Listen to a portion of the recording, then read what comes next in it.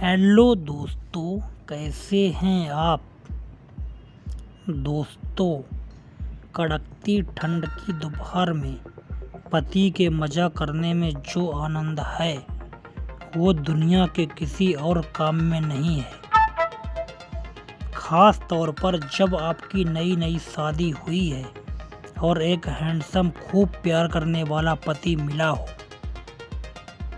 शादी के बाद हर नई बहू को एक अनजानी चुनौतियों का सामना करना पड़ता है और मेरी कहानी भी कुछ ऐसी ही है। नवंबर में मेरी शादी हुई थी। मुझे एक प्यार करने वाला पति, दोस्त जैसी ननद और 2 प्यारी जेठानियाँ मिली। मेरा जीवन खुशहाल था और मेरे पति बेहद रोमांटिक स्वभाव के थे। वे हमेशा कहते थे कि प्यार और विश्वास से रिश्ते मजबूत होते हैं।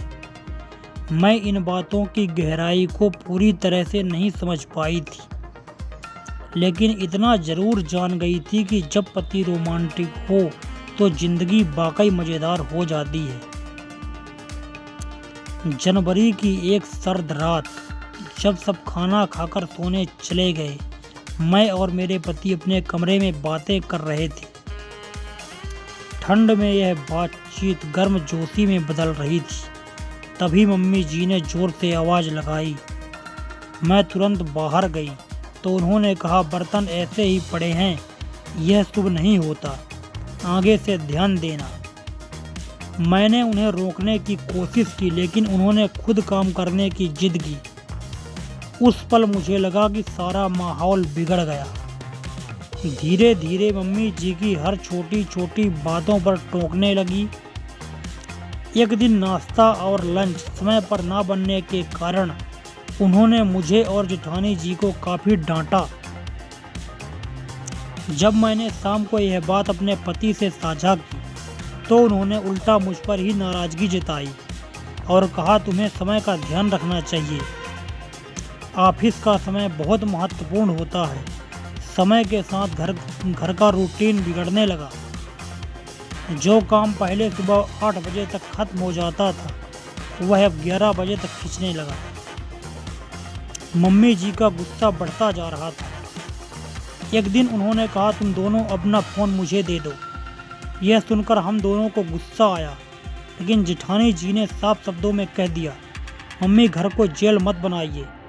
फिर भी उन्होंने फ़ोन ले लिया और नया नियम बनाया कि हमें फ़ोन सिर्फ दोपहर 1 बजे से रात 7 बजे तक चलाना है। रक्षाबंधन के दिन जब मैं अपने भाई को राखी बांधने गई तो मैंने उसे यह सब बताया। भाई गुस्से में आ गया और बोला, किसी को तुम्हारी पर्सनल चीज़ लेने का हक नहीं है। लेकिन पापा ने उसे शांत किया और मुझसे अकेले में बात की।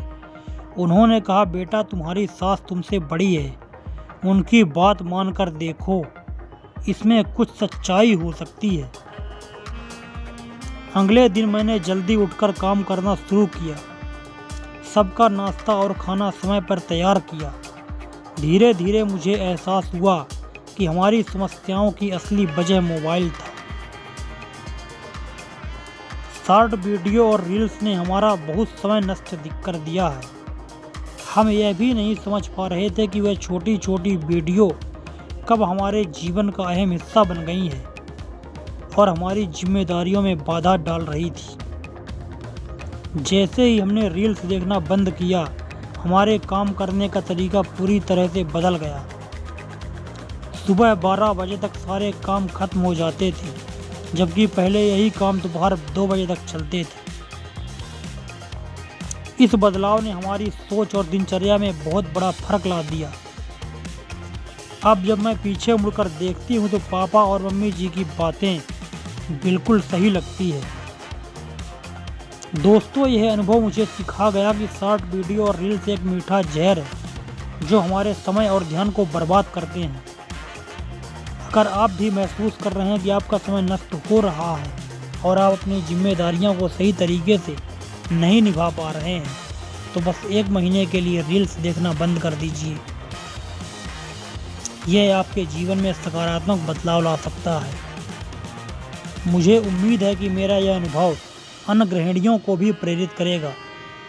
अगर आपको भी लगता है कि रील्स आपके समय को खा रहा है तो इसे दूसरों के साथ ज़रूर साझा करें और खुद में बदलाव लाएं।